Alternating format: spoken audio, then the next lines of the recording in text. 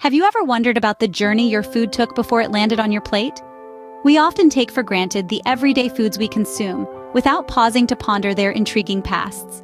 Each nibble and sip we relish is a culmination of centuries of history, culture, and innovation. Food, you see, is not just sustenance, it's a vibrant narrative of humanity. Today, we're embarking on a culinary expedition, tracing the unexpected journeys of some of our most familiar foods. We'll unravel the surprising histories of ketchup, a condiment that's more complex than you might think. We'll dig into the paradoxical past of the humble potato. We'll unwrap the bittersweet history of chocolate and crunch into the fascinating facts behind carrots and graham crackers. So fasten your seatbelts, foodies, as we embark on this Epicurean exploration. Prepare to have your culinary world turned upside down as we delve into the surprising histories of everyday foods.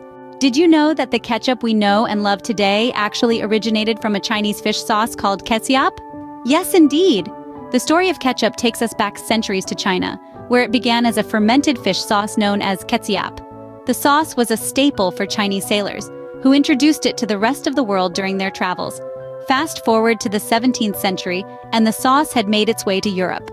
Here, it evolved into a mushroom-based sauce before the British decided to add tomatoes in the 19th century, giving birth to the ketchup we are familiar with today. The tomato version of ketchup quickly gained popularity in the United States, especially after Henry J. Heinz introduced his own version in the late 19th century. His recipe, with its perfect blend of sweetness and tang, set the standard for the modern ketchup. So next time you squeeze that ketchup bottle, remember its fishy past. What if I told you that potatoes, a staple in many diets, were once considered poisonous and only fit for animal feed? Yes, our beloved spud has a story as intriguing as its taste. Born in the high altitudes of South America, the potato was a key part of the Inca diet. However, when it crossed the Atlantic and landed in Europe, it was met with suspicion and fear. Why? Well, it's a member of the nightshade family, which includes some truly toxic plants. Europeans initially gave potatoes a wide berth, relegating them to the pigsty. But then, a culinary revolution happened. Over time, people began to realize that not only were potatoes not poisonous, they were delicious and versatile.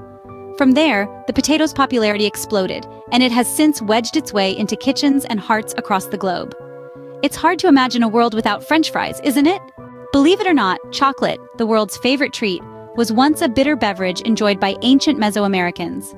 Originating in the tropical rainforests of Central and South America, cacao beans were considered so valuable that they were used as a form of currency. These beans were ground into a paste and mixed with water, chili peppers, and spices to create a frothy, bitter drink for ceremonies and rituals.